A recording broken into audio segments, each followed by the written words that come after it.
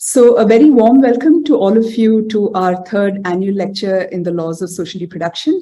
I'm Prabha Kotishwaran. I'm a professor of law at King's College London, and I'm the principal investigator for an EU-supported project called the Laws of Social Reproduction. Our grant is based both at King's in London as well as at the Delhi-based Initiative for What Works to Advance Women and Girls in the Economy, also called iWage.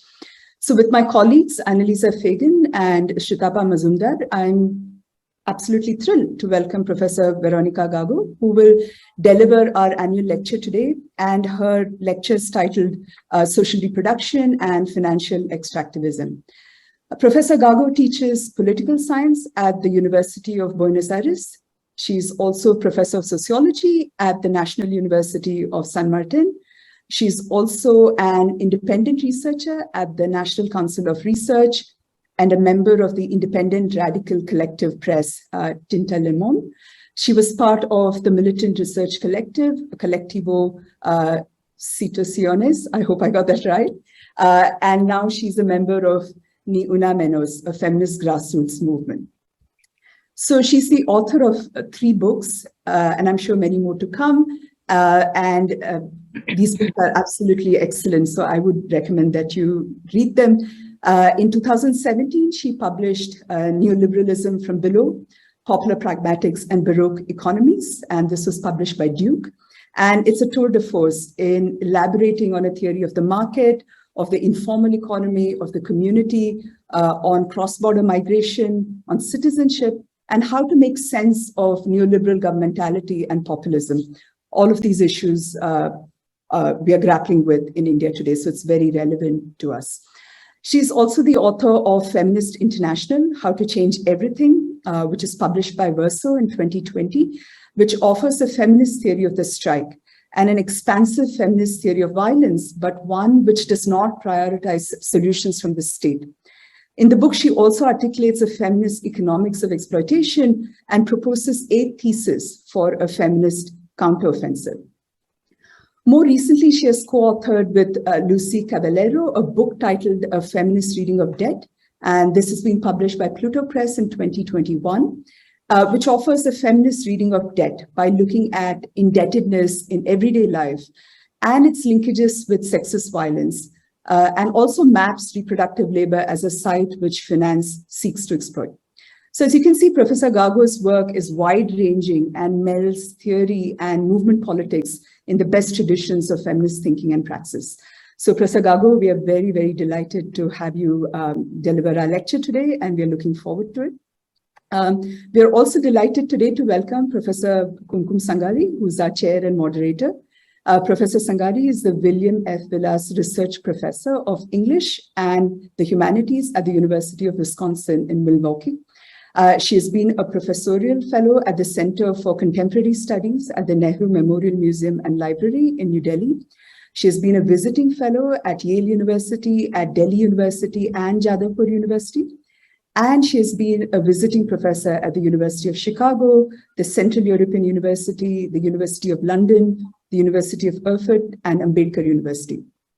And she's the author of an excellent book called Solid Liquid, a Transnational Reproductive Formation, which deals with sex-selective determination as well as commercial surrogacy in India. It was published by Columbia University Press in 2015. She's also the author of Politics of the Possible, Essays on Gender, History, Narratives, Colonial English, also published by Columbia. And she has also co-edited several books, including the Path-Breaking Collection, which I'm sure all of us have referred to at some point or the other, titled Recasting Women, Essays in Colonial History. And most recently, she has edited Arc, Silt, Dive, the works of Shiba Chachi, and Trace, Retrace, Paintings, Nilima Sheikh. So Professor Sangari has also published extensively on British, American, and Indian literature, the gendering of South Asian medieval devotional traditions, on nationalist figures such as M.K. Gandhi, on feminist art practice, as the books above suggested, and several contemporary issues pertaining to women in India. So thank you, Professor Sangari, for joining us today. And before I hand over to her, just a reminder to all of you to post your questions, thoughts, comments in the Q&A function on Zoom. And we are also picking up questions from YouTube. So we will start off with Professor Gago's lecture, followed by comments from Professor Sangari, and then a chance for us to have a discussion. So thank you very much, and over to you, Professor Sangari. Well, it's my pleasure to, welcome Professor Veronica Gago. And I think she's going to talk about and has written extensively about issues that are very, very closely allied to feminist concerns in most parts of the world. In the financialization of neoliberal capitalism has been a major feminist concern in many countries. And even before the question of financialization became so huge, this was on early feminist agendas under the name of housework and domestic labor and so on and so forth. But the concept has expanded exponentially, and I think for the better in the past couple of decades. I mean, as people like Nancy Fraser and others point out, financialization puts enormous pressure on the chief providers of non-waged social reproduction, which is women, families, communities. It pushes at the retrenchment of public services, which we know so well from India. And mega corporations erode the regulatory capacity of states. They discipline states, prevent them from addressing popular claims. And all of this, of course, results in increased labor, waged and unwaged, in every household. So this familiar scenario, however, is not static. As Eric Alliez and Maurizio Lazzarato point out, financial capital is in constant change, perpetual evolution, and always seeking to produce new possibilities of value creation by displacing every limit that it encounters. It sees crisis as opportunity, forces the financialization of all for the benefit of a few. I think Professor Veronica Gago opens up a new post-liberalization territory that is unfolding in Argentina. And I think her work promises to change, enlarge, and question our present understanding of social reproduction, patriarchies, and resistance. So please join me in welcoming Professor Veronica Gago. Over to you, Veronica. Thank you very much, Kumkum. Thank you very much, Prava. It's an honor for me to be here in this annual lecture. I want to say thanks to the organizers of this lecture, and especially for both of you for inviting me here. I would like to share some points of entry about how I am working on social reproduction as the expanded terrain of non-wage labor and housework in my research and political activism. I hope to contribute to what Silvia Federici proposed in the previous annual lecture, to sketch a tentative program of analysis and action.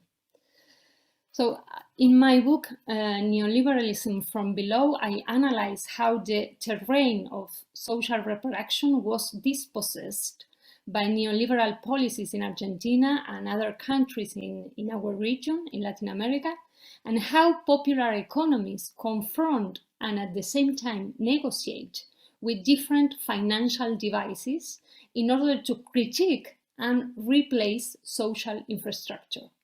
That was my point when I talked about neoliberalism from below, as a way of showing how neoliberalism is articulated with communitarian forms, with popular tactics for making a living, enterprises that drive informal networks, and modes of negotiation rights. I wanted to emphasize how popular economies are dealing with precarity and at the same time disputing resources, urban space, and cooperative ways of working. I consider it fundamental to highlight a different aspect of neoliberalism, namely the ambivalence and antagonism with which it is confronted, endured, appropriated, and adulterated also.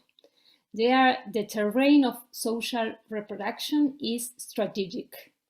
In contrast to the interpretation of popular economies, which sees them only as forms of exclusion, the informalization of the economy emerges primarily from the strength of the unemployed and of women, which can be read as a response from below to the dispossessive effects of neoliberalism. It is also for me in that register that we can analyze labor exploitation in informal and communitarian networks. So this point of entry, taking into account very seriously popular economies, for me is a key aspect to analyze and to understand in a wider sense social reproduction. After the crisis of 2001 in Argentina, a passage can be summarized from the providing father or breadwinner, the most well-known male figure of the wage worker, to feminized figures, the unemployed, women, youth, migrants, workers, who go out to explore and occupy the streets as a space of survival, but also more than a survival. In that search, reveal the emergence of other vital logics. In turn, a new politicization is produced in this passage. Actors who occupy the streets both as an everyday public space and as a domestic space, breaking with the traditional topographical division between the public and the private. I was interested in analyzing how the reproduction of life for the majority was reconfigured, how the forms of informalized labor were a massive reality, and they are a massive reality in our countries, which was the role of the so-called social inclusion driven by state subsidies and finance mechanism, and to provide evidence that finance lands, this is the verb that I use, lands, in economies that emerge in moments of crisis and were nourished by moralities of self-management of work without an employer. Then, in my book, Feminist International, I tried to think about what we have learned in the recent cycle of feminist strikes starting in 2016. The feminist strike has been a key device in the massiveness of the feminist movement in recent years. It launched a political process that is transnational and that put the issue of violence and reproductive labor in the center of the movement. But here I also focus on the way in which feminist struggles confront once again the financialization of everyday life. Or in other words, I am interested in the strike as a way to read and confront how the household debt is colonizing social reproduction. This is a very important point for analyzing what happened then during the pandemic under the general hypothesis that I have been developing with Silvia Federici and Lucy Caballero, that we are facing a restructuring of class relations that takes the sphere of reproduction as its main stage. So the feminist strike provides us with a specific point of view about social reproduction. What does it mean? That the feminist strike functions as a practical experience, but also as an analytical lens to produce understanding and political valorization of reproductive labor. As in the 70s, the Wages for Housework campaign enabled a novel political capacity to point out the existence of a large area of non-recognized exploitation, just as the Third World struggles made visible whole areas of unpaid labor and unfree laboring population. I believe that the current feminist movement succeeds in showing the scale of neoliberal precarization in terms of the crisis of social reproduction, while also embodying the political commitment to confront it. And it is not a coincidence that this movement emerged from the global south. Why? Because through the strike, the feminist movement politicizes the crisis of social reproduction in a new and radical way, visibilizing the massive scale of unpaid labor and the convergence between unpaid labor and informal and precarious work after decades of neoliberal dispossession, but also confronting the gender mandates embedded in social reproduction. Also because the feminist strike, as it has been appropriated and reinvented by the feminist movement, centers the issue of labor, and especially reproductive labor, by approaching it in a new way, expanding the notion of labor. And the feminist strike recognizes territorial, domestic, reproductive, and migrant labor, broadening the very notion of the working class from below.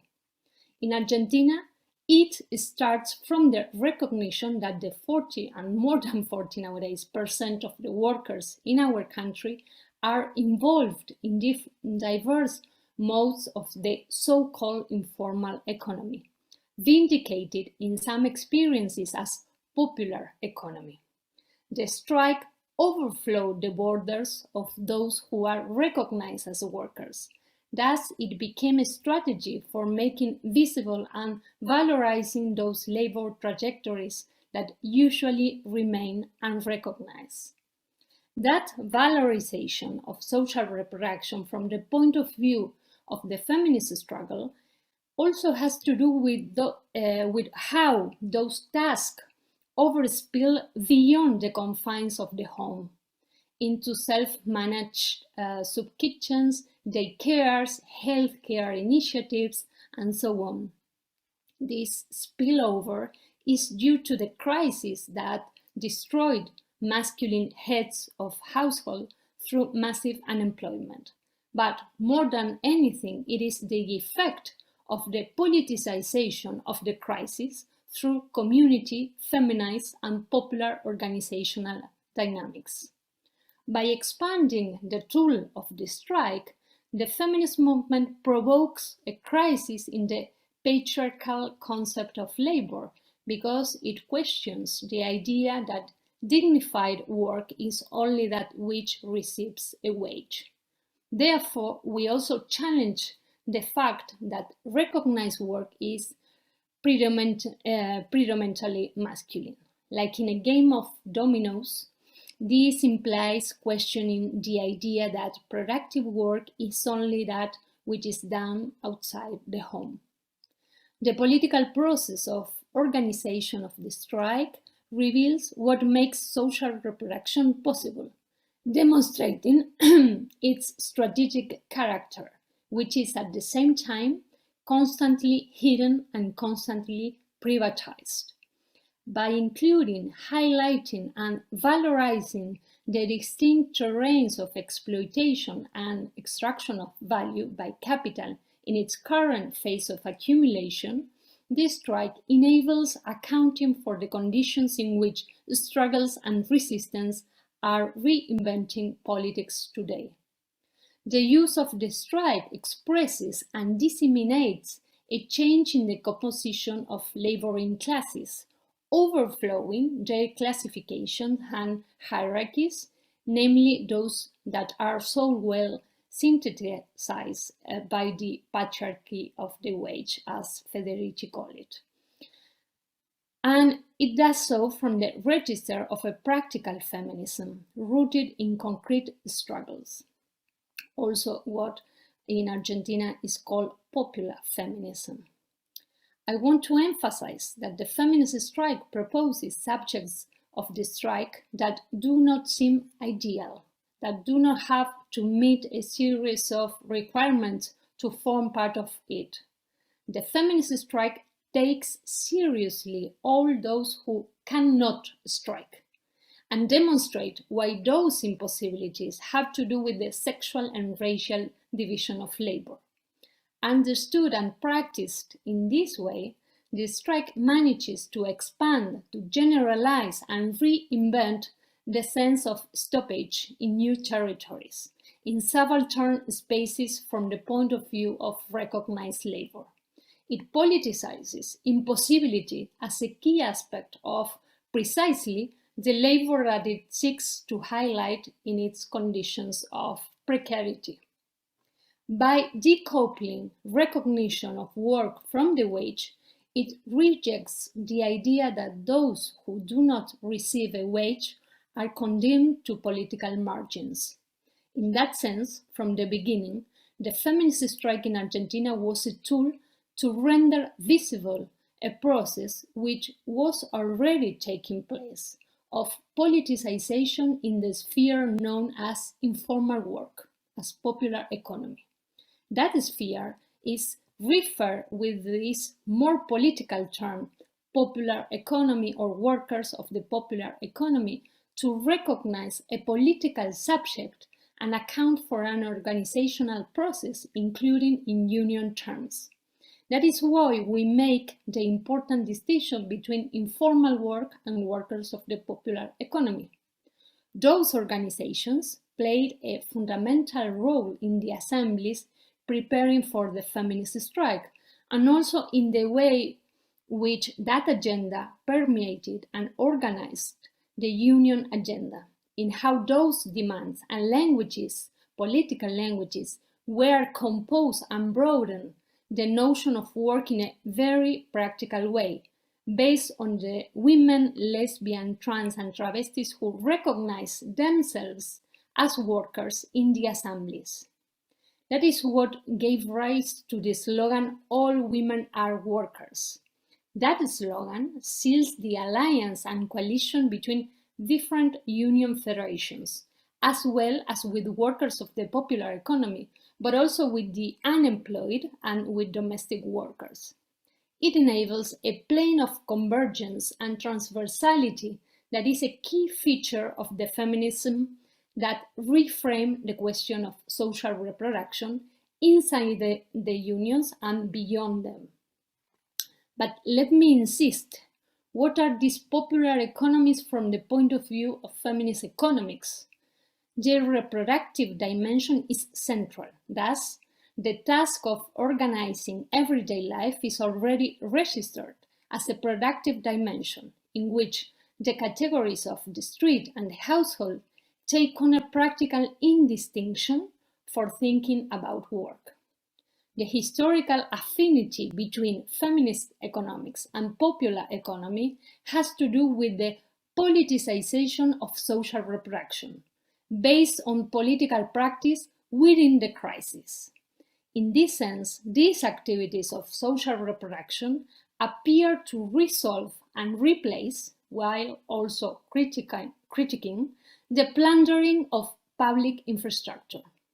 Today, it is popular economies, very high feminized, that are building common infrastructure for providing services that are called basic, even though they are fundamental, from healthcare to housing, from electricity to education, from security to food. In this way, popular economies as a reproductive and productive fabric raise the issue of concrete forms of precarization of existence across different fields and demonstrate the degree of dispossession in urban and suburban territories, which is what enables new forms of exploitation. In turn, this implies the deployment of a concrete mode of conflict through understanding the territory as the new social factory. How are both the feminist strike and popular economies connected? Today's feminist perspective that emerges from understanding non-paid, badly paid, non-recognized, and hyper-exploited work gives rise to the most powerful clues for understanding the world of work in general, and especially the link with social reproduction. Therefore, the feminist perspective manages to visualize the totality of the forms of exploitation based on its particularity. It knows how to connect them, how the differential of exploitation is generated, and how value is produced by the political hierarchies that organize the waged and non-waged world of work. In this sense, as I have been arguing, it expands the notion of class, and it has a very close intimacy with popular economies.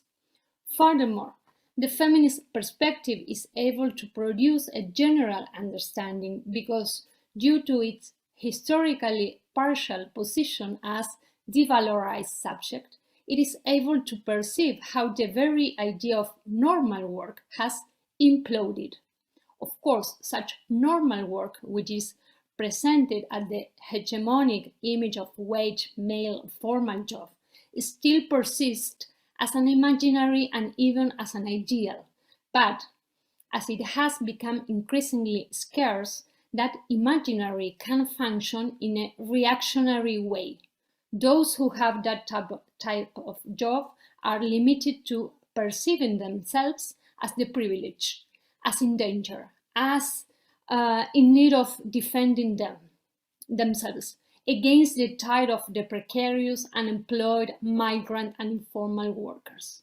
The power of the current feminist diagnosis of the map of labor lies in its creation of a non-fascist reading of the end of a certain paradigm of inclusion, that which has operated through the system of wage work and the deployment of other images of what we call labor, among other formulas for recognition and retribution.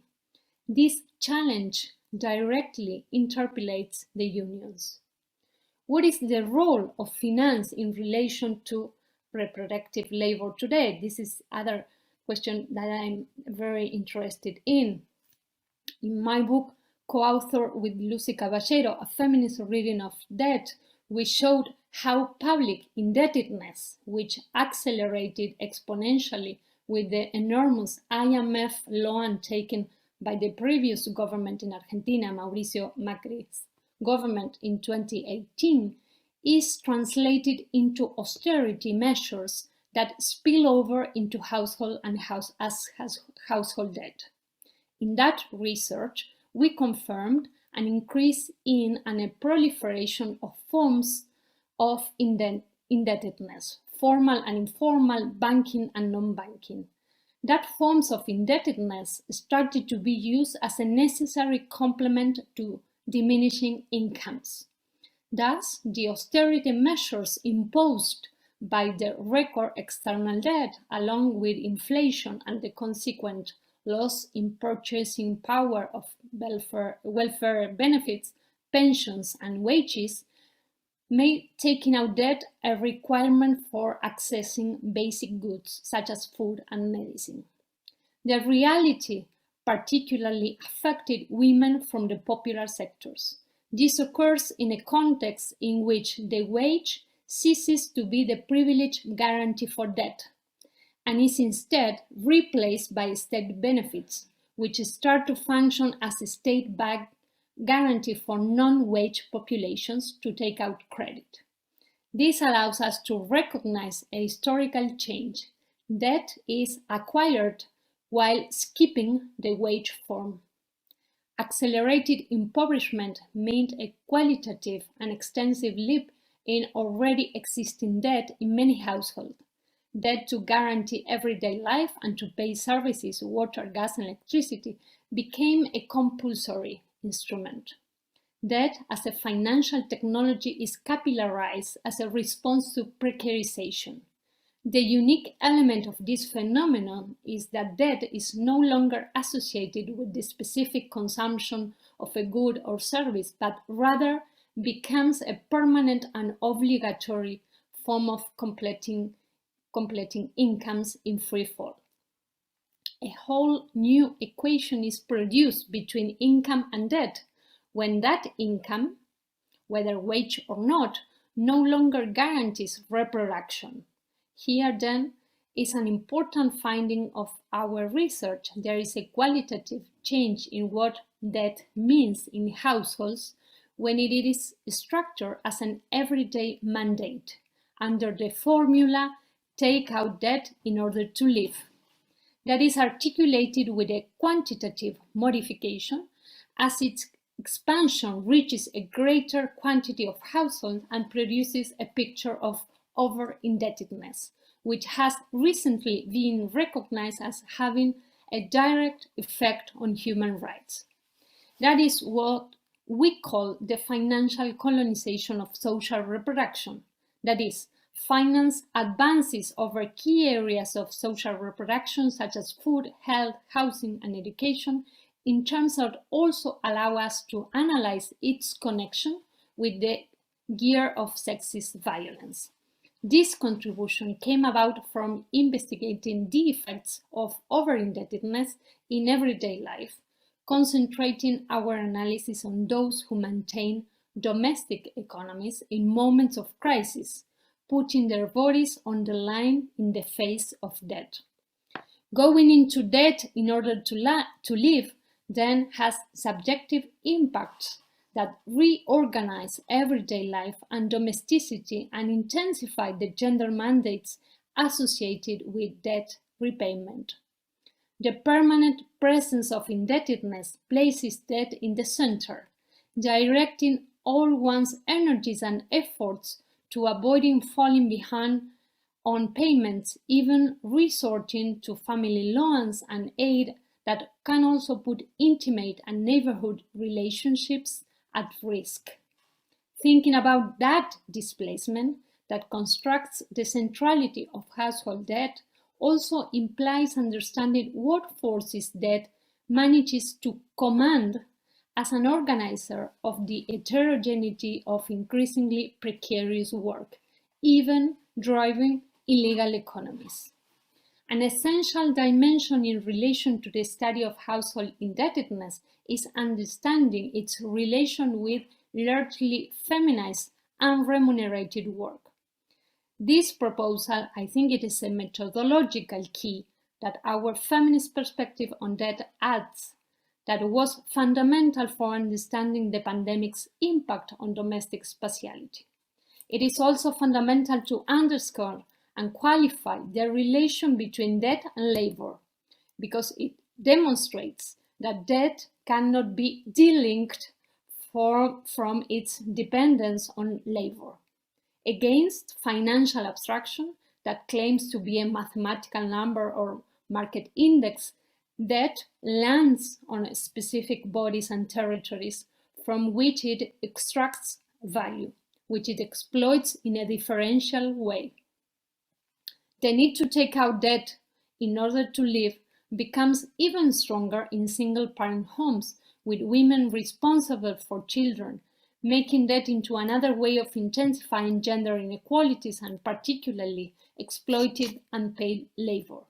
The confirmation of a capillarization of household debt prior to the pandemic shows that in this exceptional period, many households had pre-existing debts to which new ones will be added. Along with the conditions of precarization underway, women, lesbian, travestis, and trans people have faced greater difficulty in participating in the labor market due to the increase in care work in households and neighborhoods. In fact, in the worst moment of the pandemic, there was a 14% decrease in economic activity for female heads of household with children or adolescents, almost 4 points higher than the general decrease in activity during the same period. These situations function as the motor for the appearance of new debts associated with managing everyday life in the harshest moment of the quarantine measures. In other words, we are facing a mechanism in which the greater the unpaid labor, the greater the debt. What happened so during the pandemic? The global emergency brake that the pandemic has activated seems to have produced the simulacrum of a strike. In the first moment, this sort of inversion of the strike, of everything being stopped at the global level, was striking. At the same time, in opposition to that idea of a suspension, real estate and financial capital never took a break.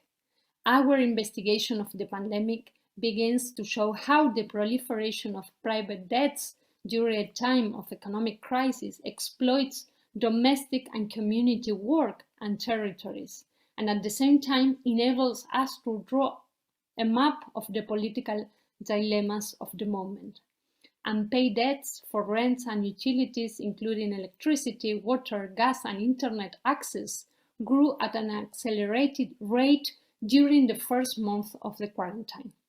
In working-class neighborhoods, where the impacts of the health emergency and reduced incomes has been felt most strongly, debts for internet connectivity, that is paying for data usage to sustain public school distant learning, grew considerably, absorbing a large part of the emergency social subsidies.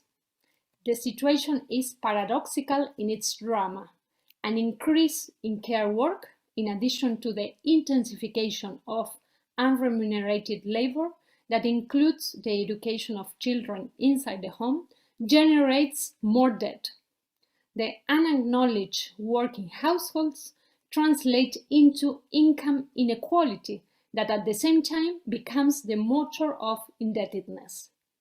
It is this situation of obligatory and recurrent indebtedness, moreover, that produces a direct relation to the growth of illegal economies, including informal employment without benefits or protections for those already in vulnerable situations. Here, domestic debt also appears in its most political guise as a means of metabolizing the effects of economic adjustment, which forces people to supplement already insufficient incomes in order to consume increasingly products whose prices are increasingly dollarized: food, medicine, and rent. The feminist movement launched initiatives, experiments that defy the initial enclosure, were carried out virtual assemblies, food aid, campaigns and network for abortion, WhatsApp groups for special help. Feminist networks sustain us was a slogan that demonstrated the capacity to build emergency infrastructure, reassemble resources, affects, and knowledges, to insist on accompaniment in new circumstances, to create alerts, to train a sense of urgency that would not overwhelm us. We can point out that the work rendered visible and vindicated by the feminist strike take a leading role in the pandemic, renamed as essential.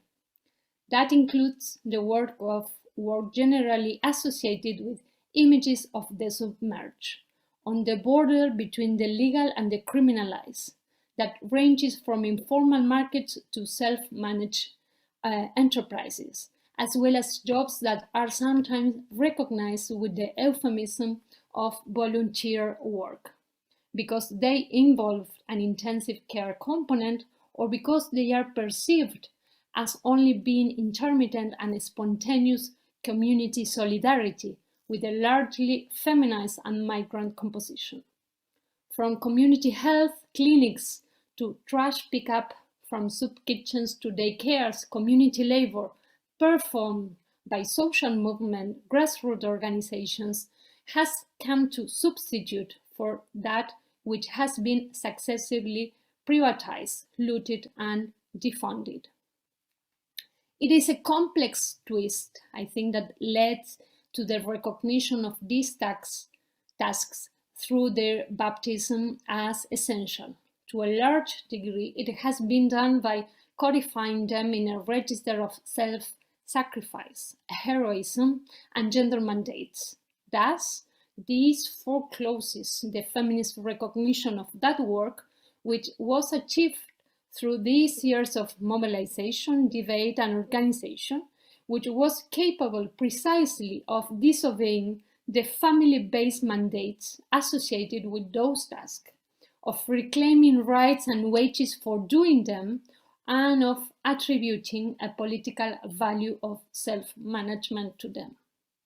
The strong paradox is condensed in essential work. It names a renaturalization of those tasks and the bodies dedicated to them, who now receive applause but not sufficient remuneration, valued but reinstated in a quasi-philanthropic imaginary with church support.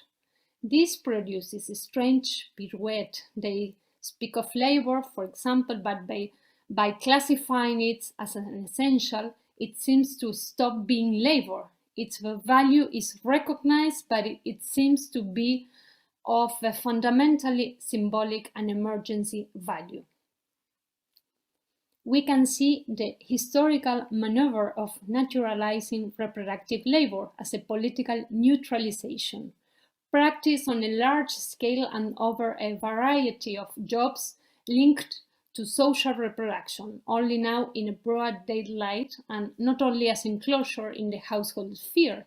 Meanwhile, at the same time, there is a sort of return to the home in the form of expanded telework, for example. In that sense, categorization as essential work seeks to legitimize the hyper-exploitation of certain tasks carried out in the spatiality of domestic territories, ranging from education to healthcare, including all types of care labor, agroecological production, and telephone service. However, we can also identify the inscription of an accumulation of struggles. Would it have been possible, for example, for essentialness to be explicitly linked to reproductive tasks without the prior politicization of care that feminist movements have put on the agenda at a mass scale in recent years? It is not a coincidence that the two of the slogans proposed by feminist movement today find a renewed repercussion.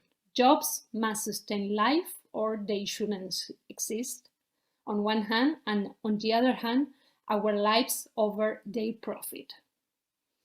The intrusion of new financial technology into the most precarious homes is other of the most salient features of this pandemic, which allows us to hypothesize that is pushing a new wave of household indebtedness. This occurs at the same time that domestic spatiality is being powerfully reconfigured, as I already discussed. In that sense, our hypothesis is that the intersection between financial inclusion and the household at this exceptional moment exhibits three processes simultaneously. First, a greater need for an exploitation of domestic work, both at home and in community territories. Second, the demonstration that the violence required to financialize decisive areas of social reproduction uses the pandemic as a privilege accelerator, linking gender-based violence to financial violence. And finally, the dispute over the intensification of financial extractivism as the management of increasingly extreme poverty. When we say that the home has been transformed into a favored site of experimentation for capital, we are not arguing that it is a closed or finished process. Thus, the importance of our feminist methodology. We see in that vital space an open dispute and not definitive modifications. Even so, we cannot but start from the changes that have already occurred in many domestic routines, in many neighborhood routines, in the labor dynamics, in the very marks imposed by the pandemic's reorganization of the sensible and of logistics. It is not coincidence that the housing crisis is one of the most salient features of the pandemic. The home, that supposed space of private refuge, denounced by feminism at the epicenter of violence, is transformed into a terminal of flows that are a central part of the global political and economic scene in the crisis. In this way, we argue that the home, its spatiality, functioning, and dynamics suffered from nodal reconfigurations during these 2 years that do not end with the end of the period of health restrictions measures. In our situated research, that spatiality of social reproduction is altered and reorganized based on what we have detected as 4 interlinked dynamics that take root in household during the pandemic. 1, the increase in household debt for basic goods as a consequence of cuts to incomes, and also the emergence of new debts for public services and emergencies. 2, the increase in debt for rent, either rental debt or taking out debt to not have to rent, and a greater vulnerability to eviction due to the accumulation of debt. This is combined with the intensification of real estate speculation on the informal and formal market through the increased dollarization, at least in Argentina, of rents. The reorganization, and this is the 3rd, the reorganization and intensification of reproductive, especially unpaid and productive working days in the same space, and for the intrusion of financial technology in household through mobile payments, digital wallets, and digital banks. We are interested in highlighting, analyzing, and connecting these 4 dynamics because they allow us to understand the household not as a site of isolation, but as a fundamental battleground, both in the sense of the intrusion of new financial technologies and of the reorganization of working days. Political disputes that impact the redefinition of public policies are also accumulated in the household. The household, we argue, is a space that brings together novel forms of finance, making the pandemic a financial laboratory, and the intensification of paid and unpaid labor. Thus, decisive forms of contemporary valorization are not together there in the space that capital historically sought to portray as a non-productive space. In the problem of housing, also, and particularly in the way in which household debt reconfigures it, we have either identified a key area for feminist investigation and political practice. That is also where the dynamic of paid and unpaid labor is reorganized under new coordinates. It is in the household where a series of problems are concentrated that enable us to continue deepening our feminist reading of debt and ask, how has the household become a laboratory? It's only a laboratory for capital. How does this affect the demands and policies that can be articulated and called for? Just to finish, the last point. Why could the category of financial extractivism could be useful? If we define neoliberalism as a form of intensified extractivism, we can see how feminist struggles are strategies against dispossession and against financial devices as a private solution to that dispossession and new forms of value extraction. Therefore, there is an urgent need to expand initiatives that materially confront the capacity to extract rents and that incorporate the conditions of social reproduction, from health care to housing to pensions and electricity and internet and phone bills, into the labor struggle.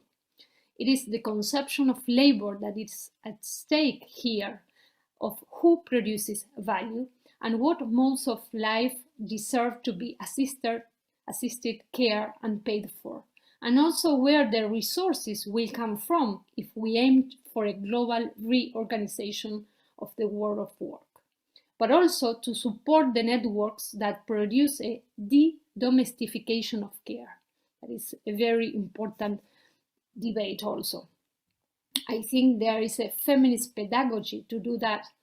and consists in proposing analysis while also developing programmatic interventions, explaining why there is a change in the relations of production that takes the sphere of reproduction, violently attacked and made unsafe, as a privileged site becomes a central hypothesis for understanding the ways in which care and telework, the restriction of incomes and emergence of new debts, greater difficulties in formal and informal employment and housing emergency become mixed together, along with the strengthening of platforms of service providers and increase in internet and telephone rates.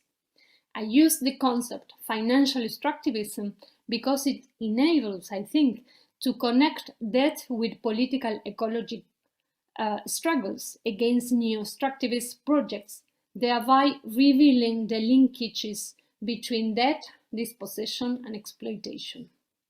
By adding this financial dimension to the struggles, we can better map flows of debt and modes of exploitation in the dynamic, versatile, and apparently invisible forms in which neoliberal mutation is rooted.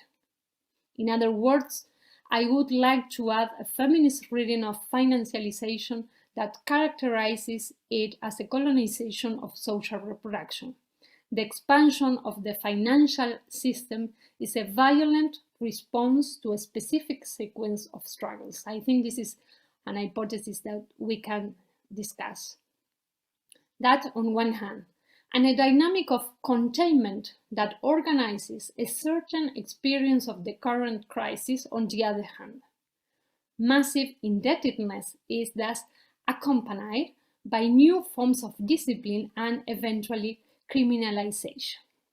Just to finish, we must also understand debt as a privilege device in the laundering, in Spanish, blanqueamiento, not coincidentally a racist term, of illicit flows, and therefore in the connection between legal and illegal economies, and the increases and how that increases direct violence upon certain territories.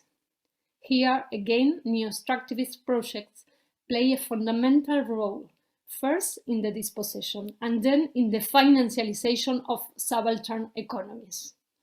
As I understand it, these features also show why the collective subjectivation deployed by feminist popular revolts and its connection with popular economies, both directly linked to the politicization of social reproduction, are a key component in the battle against neoliberalism's power of limitless mutation of capital as an infinite utopia of financialization. Thank you very much, and I hope to be okay with the time.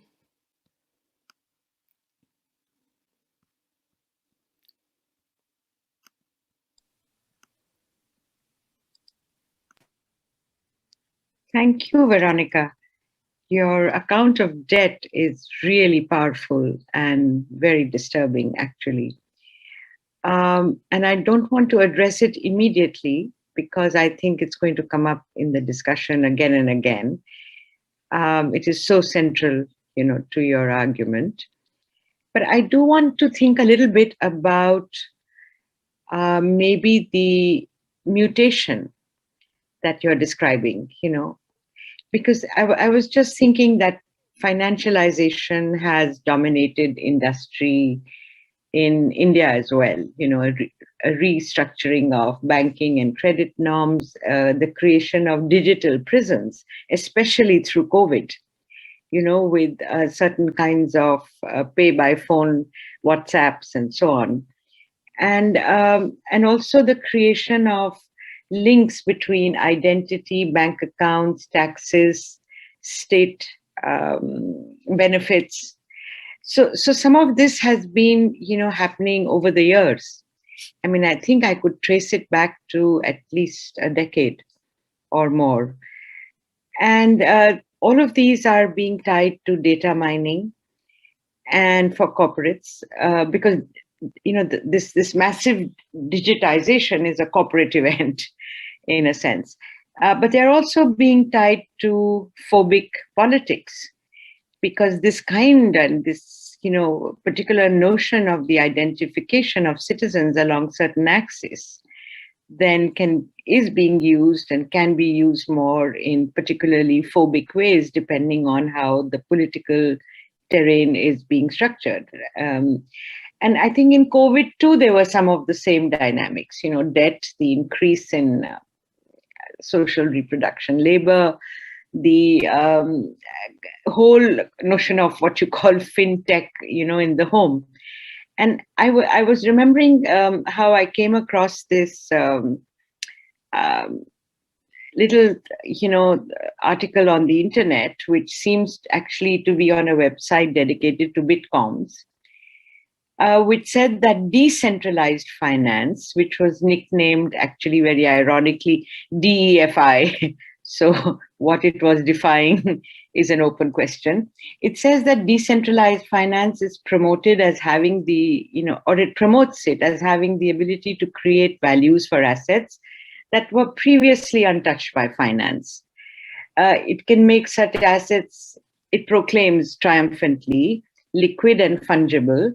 They can be used as, I'm quoting here, they can be used as collateral for loans and margins for trading. For example, small patches of land or informal dwellings. I repeat, small patches of land or informal dwelling, which I suppose we could translate into huts and shanties.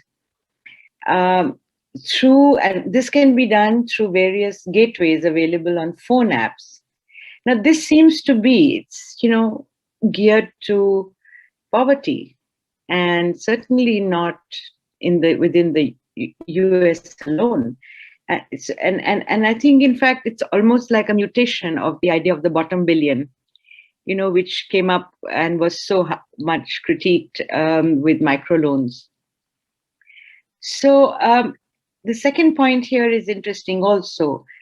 Financialization now is being said to be tied to a transition from industrial economy to a service economy, and also, of course, to corporate governance.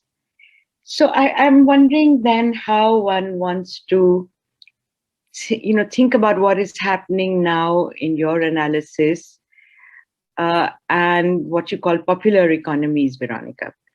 Because somewhere I think I would want you to consider what is the relation or lack of relation between popular economies, as you described them very wonderfully, and what was called and still is called the informal sector, in many countries, including India.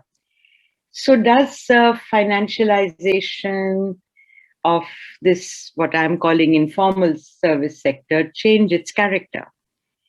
And are the subjectivities that are being formed, by these intermittent, insecure incomes, and, because popular in economies, in your definition, seems to enfold a very broad range of activities.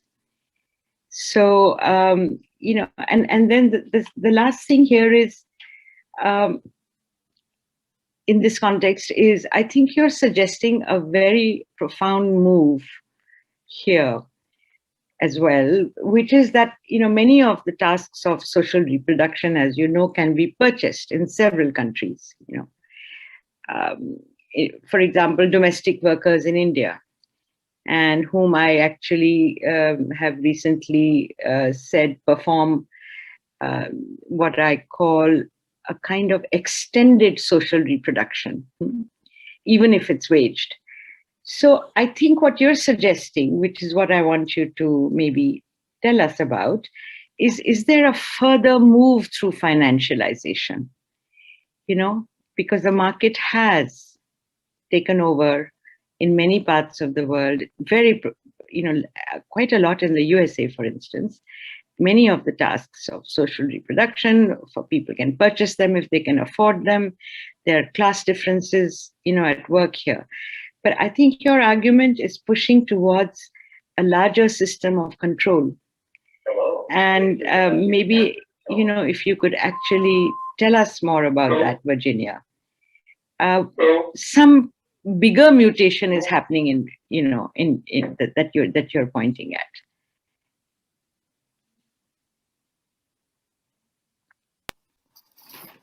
Thank you very much, Kumkum.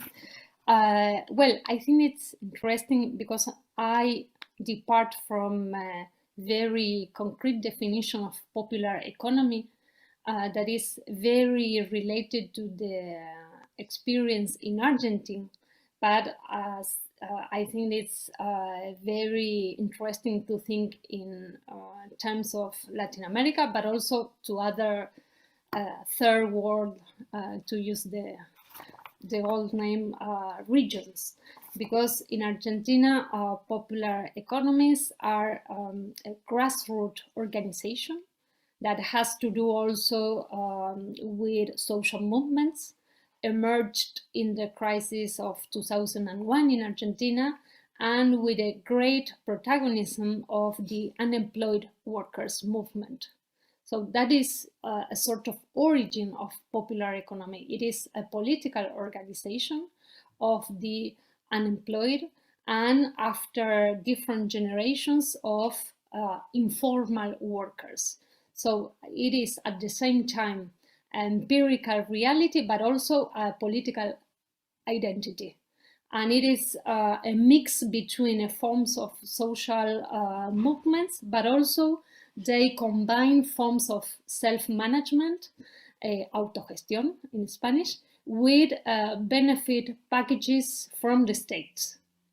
So this combination, that is not just only assistant population, that is a political movement, but at the same time that they negotiate with the state different social subsidies, and they dispute the use of this money, and also the political meaning of this money in the midst of the crisis of public infrastructure. I think it is this sort of combination that enable us to rethink beyond the category of informal labor. That is, as we know, a negative definition that remains always in relation to the formal labor as an ideal. And also it is a sort of term very linked to the idea of exclusion and political subalternization. So I think that the experience of the organizations of popular economy, it is a very interesting historical experience to go beyond the idea of informalized work, to think what new forms of popular organization of the precarious workers are nowadays experimenting with new forms also of union forms, and also how to understand the historical affinity between these popular economies and reproductive labor, and how the feminist struggles in the last year, at least in Argentina,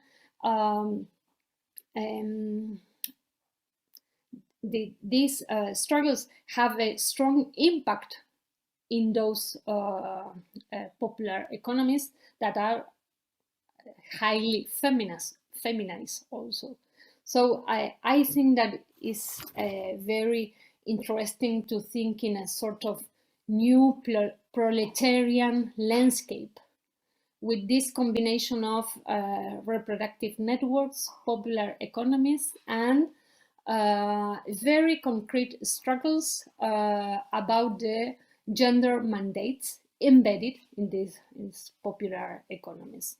And of course, I think that financialization, we can see different moments of financialization of popular economies, of reproductive networks, and I think that we can read it as a sort of counter strategy to reorganize those subaltern networks, those political experiences, and also as a way to manage in our countries the increasement of precarity and poverty. And also it is, I think, a way to rethink exploitation against those populations that in political terms are always named as exclusion, yes, as in the framework of the poor, the exclusion population, and so on. And I think that the different financial devices, especially household debt, it is a new wave of financial exploitation that takes very seriously this precarized world of work. And also it is a way of discipline, these entanglements between reproductive labor, social movements, political organization, and also to well, go beyond the stage of adjustment measures, go beyond the stage of financialization of social rights, and extract value directly from these sectors and popular economies. So I think there is direct antagonism between these forms of financialization and popular economies and feminist economies that are taking in charge of social reproduction in the midst of very dramatic crisis. So I think it's when we skip the wage, I think that this antagonism appears very clearly, and also at the same time it's very difficult to confront, because this is, I think, the core of the idea of a feminist reading of debt, how we put bodies and territories to materialize what financialization of everyday life is, and how to go against the idea of an abstract power of finances to understand how it reconfigures the everyday life in our countries and our region.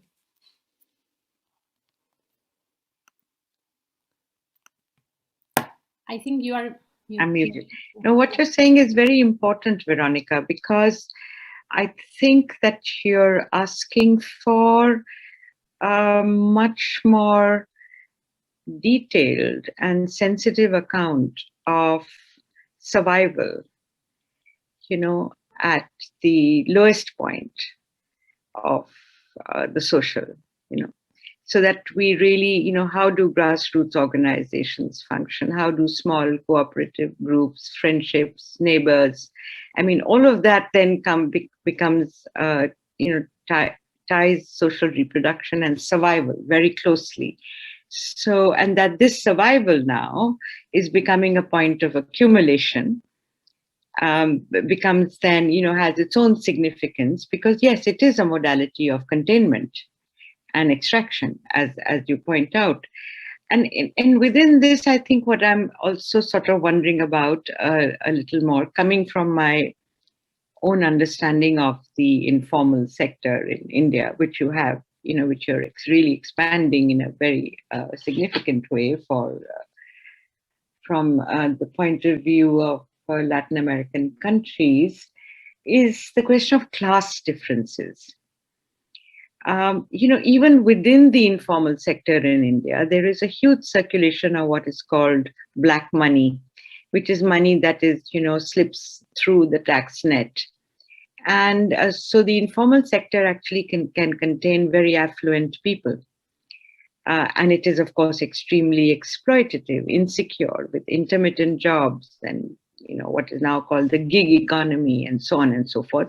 And a large part of this is a service sector, but not all of it, of course.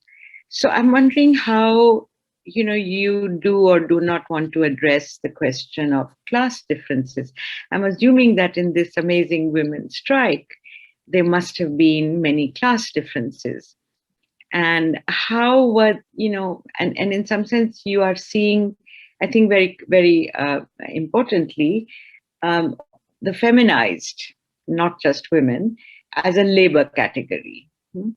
So this feminization then, is it in your opinion restricted to subaltern groups, or, how do you address women of all classes? Because in some sense they are all involved in social reproduction in one way or the other, sometimes of course through purchased labor. And I also think the question of debt then also might have some, differences between different people with, different access to incomes and resources.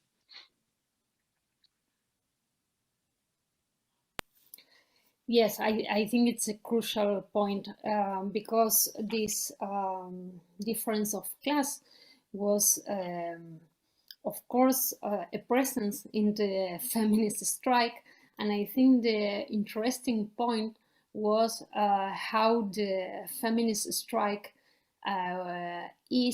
was an attempt to connect those different forms of labor also in terms of different class. For example, in the organizations of the assemblies and of organization of the strike, of course, there was a clear difference between, for example, professors of the university precarized and workers of the popular economies, and sexual workers, and, for example, unemployed but with a tradition of wage labor. And I think that the interesting thing was how these different trajectories were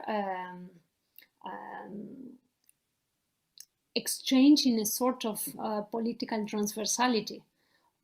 Without diluting differences, without a sort of magic words that we are all equal and so on. No, I think that it was a very important exercise to not diluting differences and at the same time construct a sort of common plane to think differences also within social reproduction.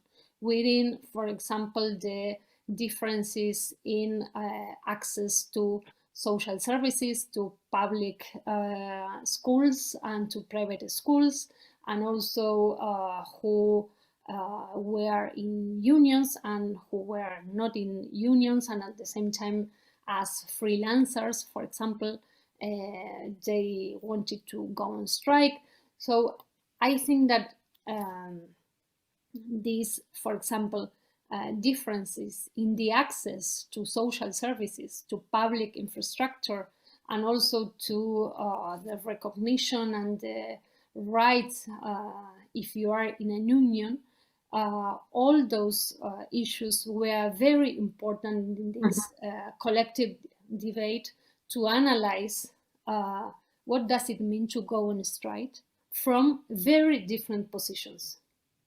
I insist, without diluting class differences and without diluting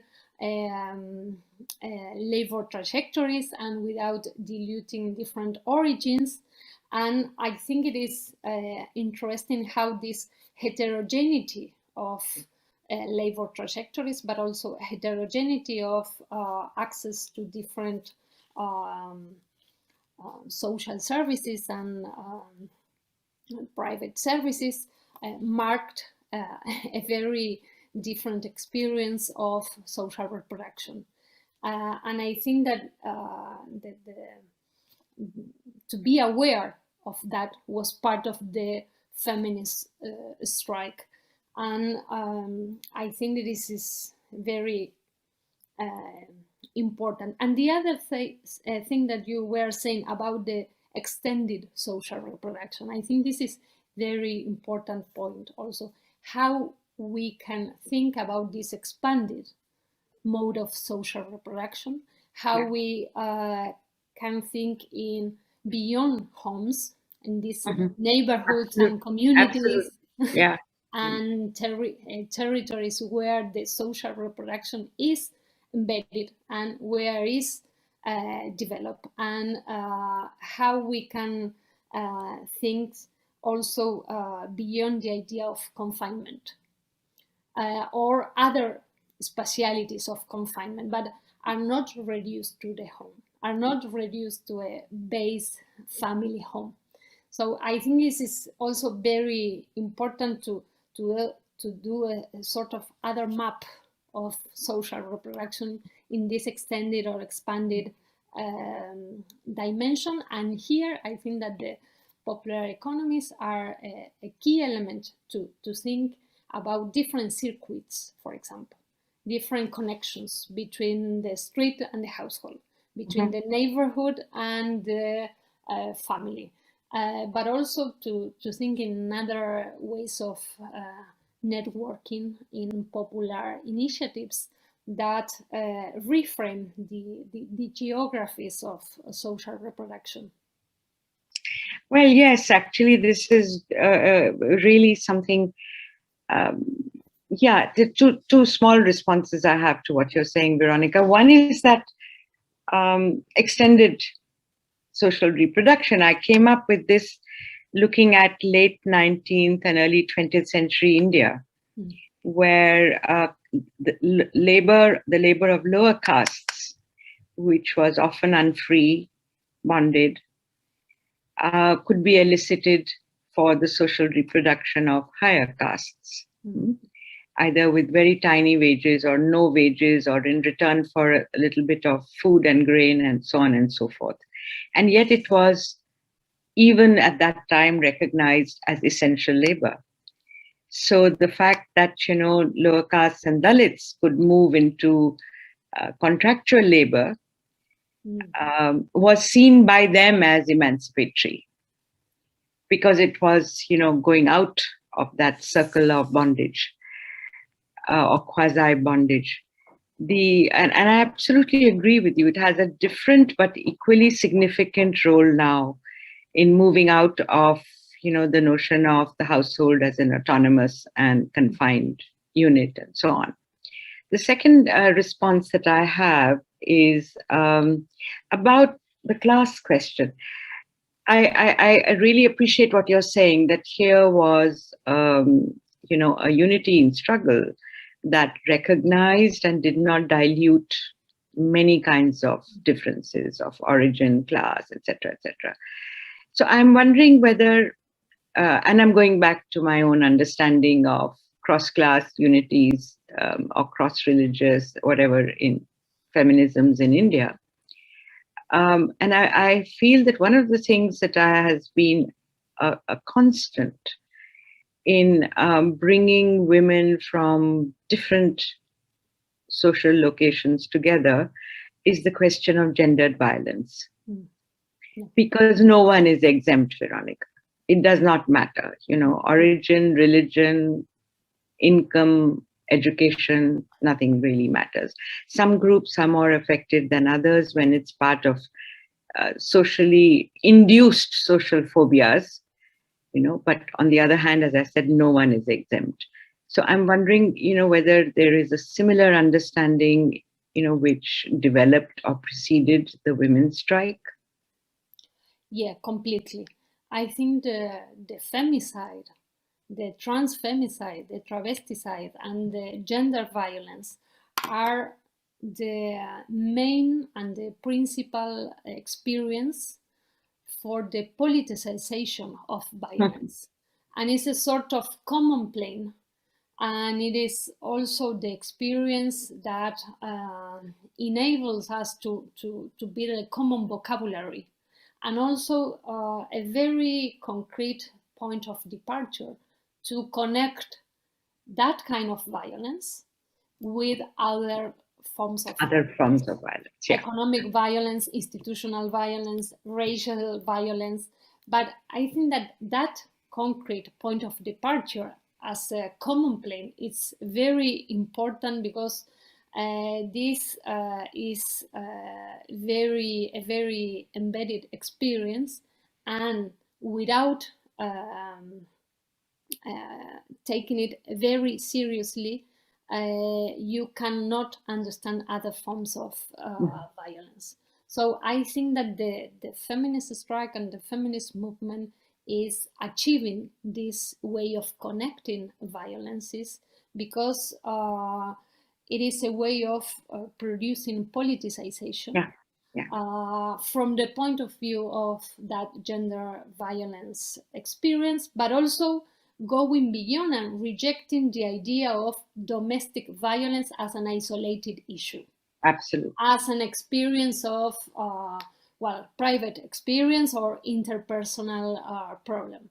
So I think this is a very important political work and political understanding that also enables the feminist struggle to produce a systematic reading of neoliberal violence, but starting from the concrete experience of gender violence. And I think that that connection, for example, between this gender violence and financial violence, and how, for example, debt is a patriarchal and colonial device to put it in a situation that is completely divorced with economy autonomy, for example. And how this impossibility of economic autonomy is linked to the impossibility to flee from a house that is a violent home.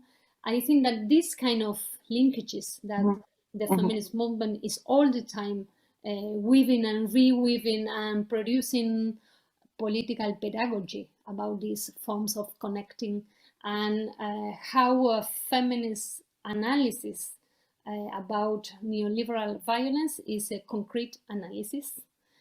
It is not abstract, and at the same time is systematic. I think this is a very important point, how we can produce an analysis that is concrete, not abstract, and at the same time systematic and a sort of open totalization of neoliberal violence. That includes also financialization. Oh, I couldn't agree with you more, Veronica. I've been writing this for a long time and saying it, that in fact, patriarchies are not autonomous, and that patriarchal violence is a node which connects to, different forms of caste violence, communal violence, state violence, stranger violence.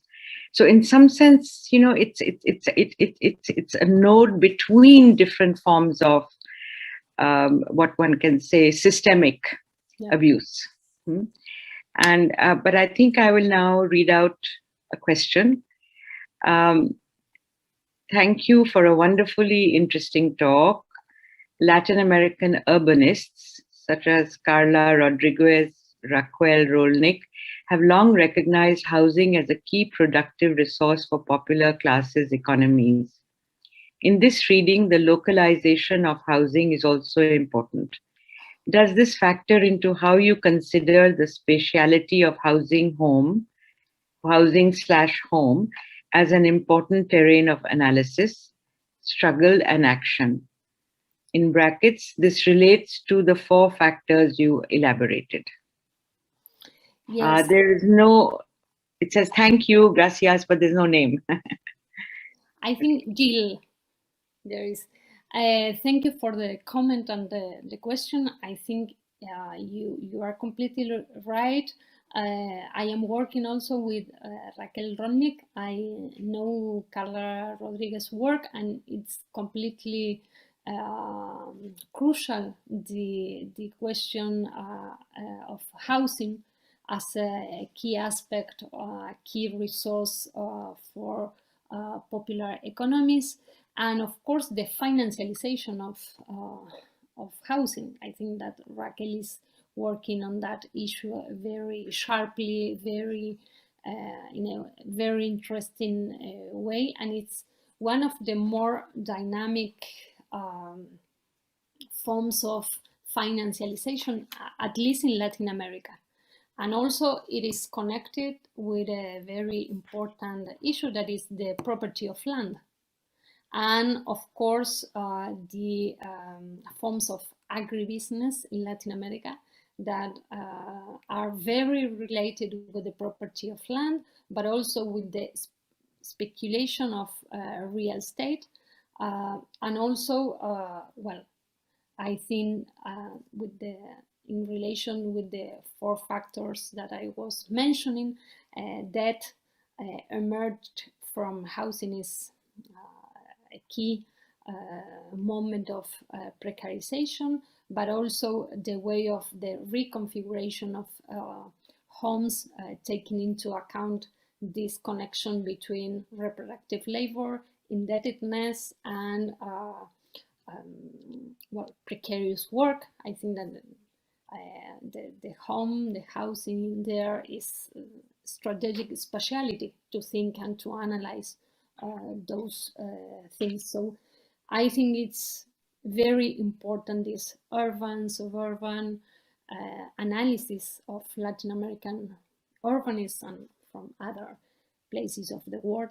And I think that during the pandemic, the issue of housing was put in the center of the stage, of the political stage, because we have been seeing evictions as never before. We have seen also the real estate market well, taking advantage of the situation, and I think that is a main space to analyze this financial extractivism. Okay. Does anybody want to ask a question? If so, please speak up.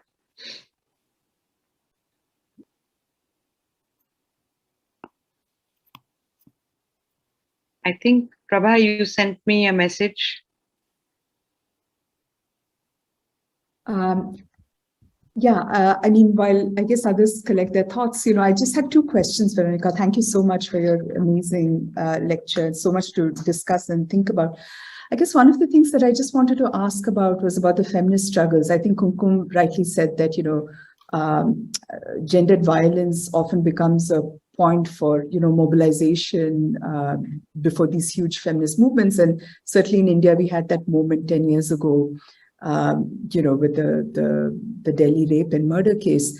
But I just wondered, and I know that in your other work, you've spoken quite extensively about the need to step back from what you call pathologizing, violence, and you have some very elaborate critiques of, say, anti-trafficking discourse and the way that it renders women, victims, and, how to step away from that, not to just simply rely on the state, but to think beyond in terms of, other forms of resistance against, gendered violence, a sort of long-term vision, which has really been the socialist feminist view towards, sexual violence, even in the Indian context. But, if you look at the history of what happened in India, that perspective on sexual violence became more and more marginalized. And what we have now is the inability to convert that, public outpouring into something that's more sustained.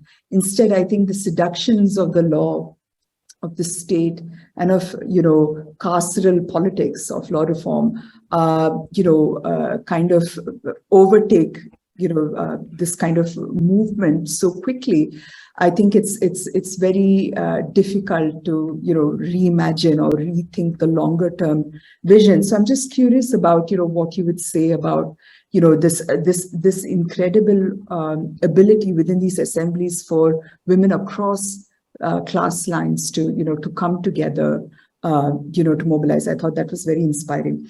I guess the second question I had was about, what I also appreciate in your work is the ability to provincialize, so to speak, in Dipesh Chakravarty's terms, the trajectory of neoliberalism. And I think, certainly in the Indian context, 1991, which was the point of, major financial reforms, quite different experiences from, I guess, Argentina, but, similar in some very important ways.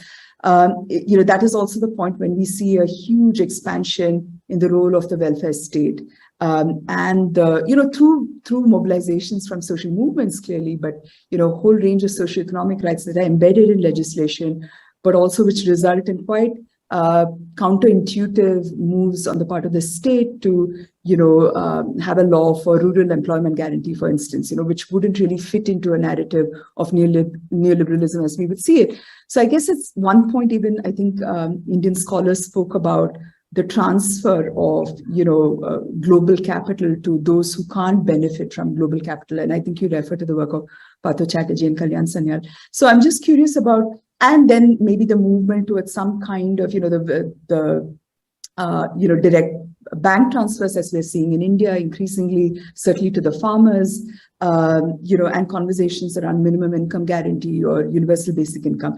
So I'm just wondering whether, what you're speaking about in terms of, the household becoming the site of financialization, is that a divergence from that kind of account of, where we thought this might be going, which is that, the equation between corporate and non-corporate capital, to now something different? Is it a different move, or I'm just curious how you would kind of map that out. Has the debate shifted in some quite significant ways? Your lecture suggests it has, but I'd be curious to hear from you. I think there's also another question. Maybe do we want to take that as well, from Ali Muzadri? I don't see it on my chat. It's on the Q&A, and she basically says, as the relevance of popular economies is the politicization of social reproduction, and as you started off acknowledging wages for housework, how do you see a progressive political agenda shaping up to counter debt and financialization of social life? Are demands for care incomes or wages part of a possible way forward, especially post-COVID? Well, thank you, Prabha, for your comments. I think that the point that you mentioned about going beyond the victimhood as a place of enunciation, it is very important.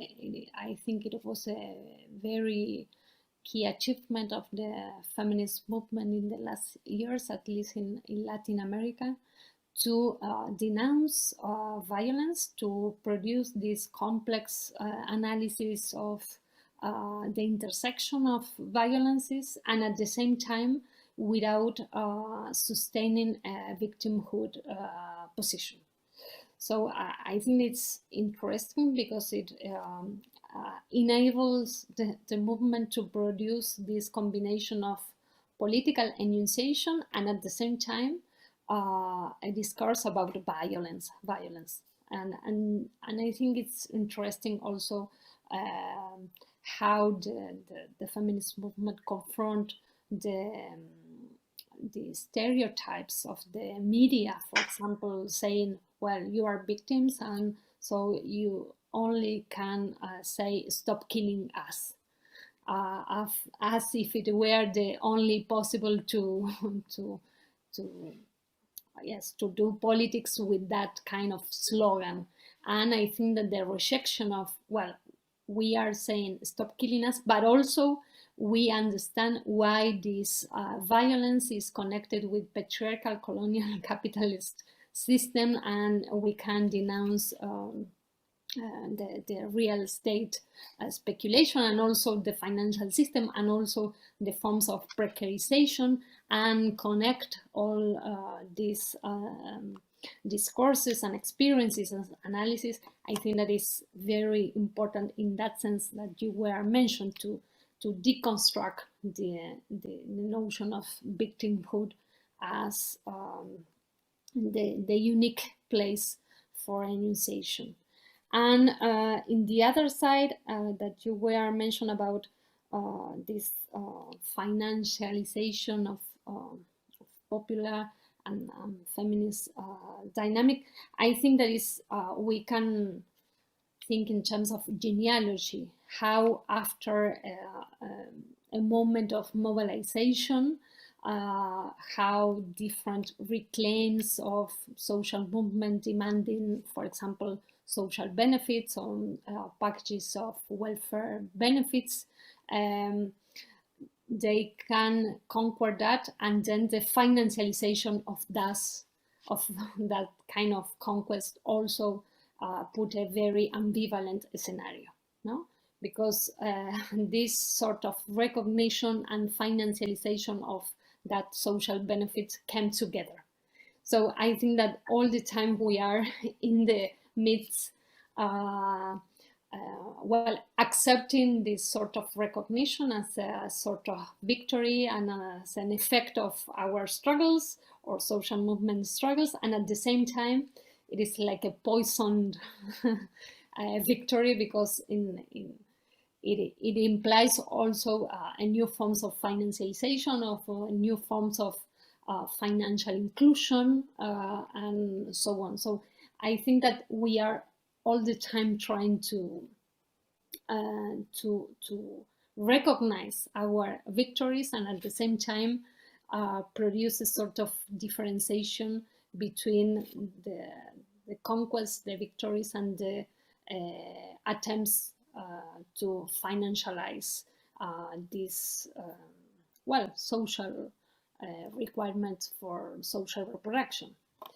And well, thanks Ale for your comment and question. And I think yes, that we have to debate counter that, and a sort of new mode of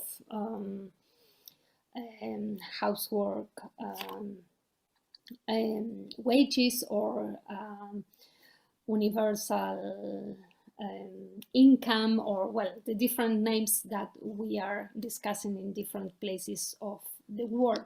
And I think that it was very important during the pandemic, different analysis and debates and initiatives to think in recovery in terms of popular economies and recovery in terms of social reproduction. And we have to elaborate more initiatives in that sense. And I think that when I was talking about how we can stop destruction of brands of our social reproduction, I was thinking in this idea of counter that, and well, also taking back different public services, for example, as a way of avoiding to get in debt for these services. So I think that we have to produce concrete and programmatic initiatives in that sense, and demands also as a transnational campaign, again, with different connections between different territories about these issues. So I have, you know, before other questions arrive, there's something I wanted to bring to your attention, Veronica, you know, especially because you have this, you know, done this amazing research on what happened during the COVID period. Well, when the COVID happened in India, there was a mass exodus of workers from the cities, the big cities, to the villages from which they had come. And this was a very peculiar thing, because these were construction workers, they were domestic workers, they were factory workers, and some of them couldn't find transport to take them home, many of them, and they walked. Sometimes they walked for 10 days at a time to go home. And this actually, I think, was never, well, not to my knowledge, it may have been, but it, you know, could be framed as a question of social reproduction, because many of them were precisely the people who were engaged in extended social reproduction, but in a milieu where nobody could guarantee their own. So in some sense, this was a return to a familiar place, and it was very, very disturbing. It created anguish in anybody who was watching that exodus, even if they were not a part of it. So I'm also thinking there, the home, the village home, however poor, unresourced, lacking liquid incomes, there might be some food that you could grow, but there was no money. And that was the place to which, many workers chose to return. And I actually just thought, what does this say to us about the idea of home? As feminists who have always seen the home in a very ambiguous way, what does it say to us? But before we go there, you have a question, or if you don't want to go there, it's fine. It says a comment from Lucy Van de Waal. Could you reflect on the role of private equity investments, specifically in the dynamics you describe? I don't know if I understand what are private equity investments. Maybe Lucy can say a little bit more. So Lucy, would you like to come on and speak? Maybe Prabha can connect you. Prabha, is that possible? She's actually watching the YouTube version, I think. Oh, okay. Okay. It would be hard to bring her on, but we can try. We will try. Yes, but meanwhile, Kumkum, you were saying, I think, something very important, which is the ambivalent role of home. And I was thinking that the first thing that the different feminist network during the pandemic lived as a challenge was the mandate stayed at home. And we started to question what kind of home. And that question was at the same time that we were registering an increase of gender violence on that homes. So I think that all that contradictions were very highlighted during the pandemic. And also it has to do with the challenging that the feminist movement was developing about the deconfinement of household, and how also the new forms of sexual affective gender bonds were reinventing homes. So I put this point about how we can think about the deprivatization of care, for example, but also this idea of thinking in this expanded dynamics that we were thinking in the midst of this mandate of stay at home. So I think we were in the midst of this sort of contradictions. And also, at least in Argentina, the feminist popular networks in different neighborhoods were the one who highlight the home as a site of struggle, not only as a site of refugee.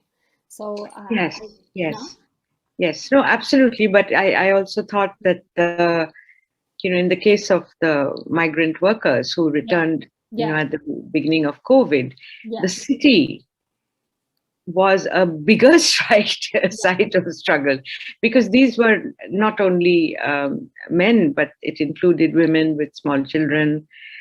But I think a larger number seem to have been men. I don't know. Prabha might have a better understanding of the demography of this. So that return to the home, I thought, was, the city became a hostile place. A place which provided no shelter, no refuge, some considerate employers, but not enough. enough of them. And what it also did was that it produced a crisis of social reproduction within affluent homes, which could employ domestic workers who now had to handle all the work themselves because they didn't want to hire anybody because they were afraid of, the infection, or there was nobody to hire. But it produced, it actually opened up the question of social reproduction in a way which I think was, because of the fury of COVID, was not discussed enough. Maybe, we could have thought about it more. Yeah. And I think it is very important, the different analysis of different groups and comrades about migration during COVID, as you were saying, because the dynamics of care and social reproduction of migration during COVID is, I think, a very important issue to think how those dynamics that we were talking about were completely condensed and intensified in migration during COVID, no? And I think it is very important to think what happened in that trajectories. Right. So I think there's a clarification from Jill about this question on private equity investments in the Q&A section. And then there's another question from Parvati Raghuram, who asks whether populist politics buttress social reproduction, and was that the experience of Argentina during Perón, and are there new articulations of the political and economic as there are more and more populist governments? So two questions. Okay. Private equity investment, fondos buitres, perfectamente claro con la traducción. Well, they are part of the external debt and the sort of blackmail of external debt in Argentina. So when we talk about the relationship between household debt and public debt, well, they are a fundamental actor of this I think financial blackmail against the capacity of the state to do some basic social policies. For example, in Argentina, we had an emergency income during the pandemic, and it was very important because it was for 9 million of people, that in Argentina is a lot. And this emergency income lasted only 3 months because the IMF put that condition as a way of disciplining the social policy during the pandemic. And there the private equity investment were part of those actors who produce this sort of conditionalities for social investment, especially during the pandemic. And I'm trying to look for the other.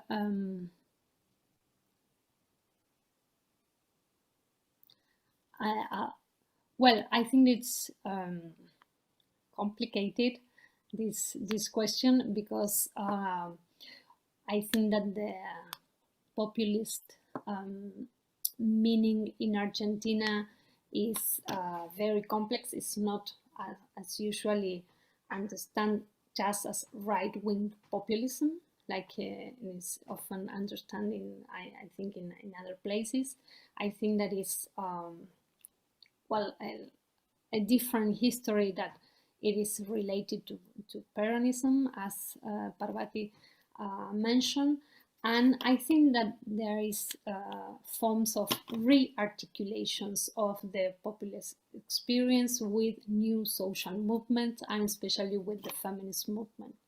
And I think it's interesting, well, how those governments also are constrained by social movements. So I think that this relation of forces is all the time in movement.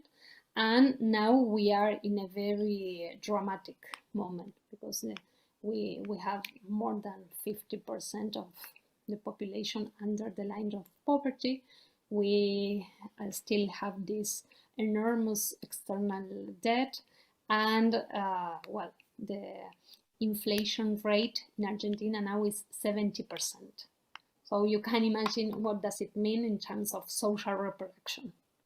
It is a sort of challenge in the everyday life to deal with this rate of inflation, with the dollarization of food and housing, and well, with a very complex politic situation. So I think that is also our country in the middle of more global debate about the increasement of right-wing policies and consensus, and we are on that, yes. Okay, so I'll check one last time for questions, if I, and see if there are any. But I would like to ask, which might well be the last question, is, the medical industry, which has been a site of massive capital accumulation and an engine of financialization through COVID. COVID intensified. Yes. Even as it faced problems about availability of medicines, doctors, hospitals, etc. But in fact, that very lack of availability of public hospitals and clinics, and the illusion of public-private partnerships in many countries, and so on and so forth. And I know that in India, at least, the biggest engine of debt is medical debts, for doctors' visits, hospitalization, etc., etc. Of household debt, medical debt, as many research surveys have highlighted, is the major debt. So I was wondering, if you want to comment on that at all, Veronica, or if you're exhausted, we can let it go. No, it's okay. In Argentina, the public health system is still in a good form in comparison with other places in Latin America. For example, in Chile, you have a complete privatized system. In Argentina, the public system is still important, and it was very, very important during the pandemic. Of course, it is defunded. Of course, it is, well, with scarce resources, but it is still important in comparison with other countries. So, for example, during the pandemic, the public health was, well, very with an important presence in different parts of the country, and also in the vaccine campaign, and also with different local initiatives to attend the emergency. So medical debt is not an issue in Argentina, at least from now. But it's important. It's important. Yes. That's a big difference from India. Yeah. So I really want to thank you, not just for this talk and the discussion, Veronica, but also your, most thought-provoking writing and scholarship. And I look forward to hearing more of that. So thank you very much. Thank you very much, Kumkum, Prava. For me, it's an honor to exchange between the experience in India and in Argentina, Latin America. I think that we have a lot to go on with that sort of comparison and exchange. And I think it's very important to trace that sort of alliances also in our scholarship. And so thank you also the people that were with us, and the questions and the comments, and thank you again.